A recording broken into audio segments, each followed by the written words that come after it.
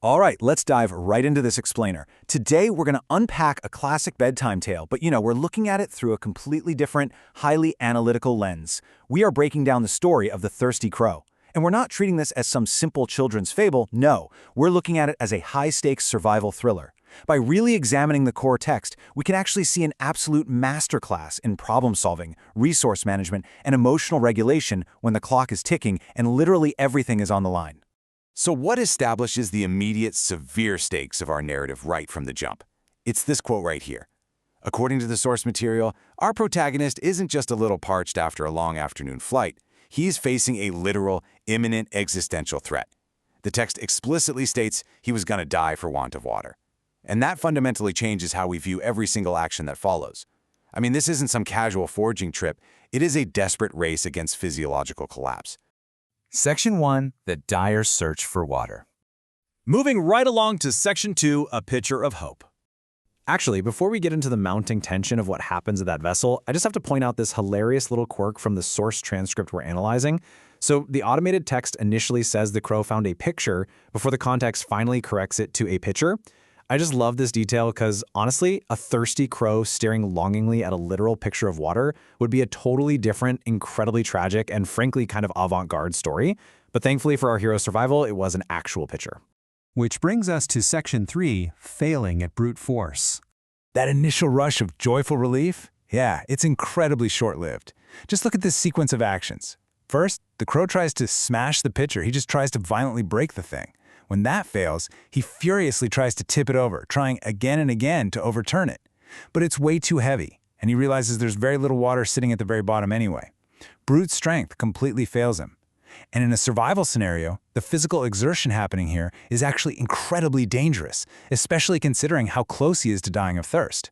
He's wasting his final ounces of precious energy on a strategy that physics simply won't allow.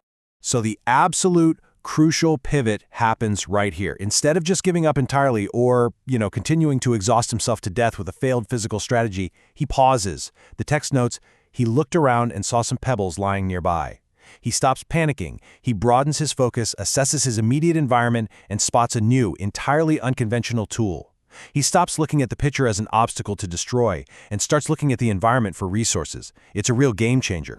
And that kicks off Section 4, the pebble strategy. Talk about a massive paradigm shift. He takes those pebbles and drops them into the pitcher, and the text specifically emphasized that he does this one by one, not a frantic, messy handful, one by one. It is a beautiful, striking reminder that monumental, life-saving problems are so often solved through relentless, incremental actions. He is literally displacing his problem and elevating his solution, one tiny stone at a time. I mean, it requires immense cognitive control and patience when every biological instinct is screaming at him to just get the water instantly. Check out this step-by-step chain reaction of success. The deliberate taking of the pebbles, dropping them into the pitcher, until finally the physics works out and the water level reaches the neck of the pitcher. The strategy pays off flawlessly. Because of his calculated actions, the crow is able to drink to his heart's content and fly away safely. He didn't just survive, he completely engineered his own rescue. Leading perfectly into our final section. Section 5, willpower finds a way. So, what does this all mean? Well, this leads us to the ultimate synthesis and the core takeaway directly from the text. Where there is a will, there is a way. But as our breakdown has shown, it is not just about wanting something badly.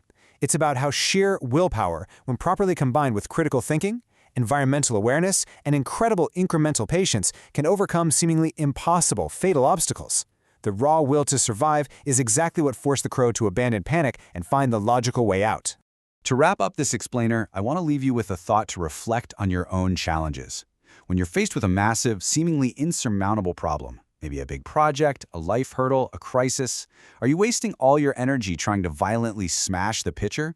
Or are you pausing to look around your environment? Think about how small, persistent, well-placed actions might just be the key to raising the water level on your own success.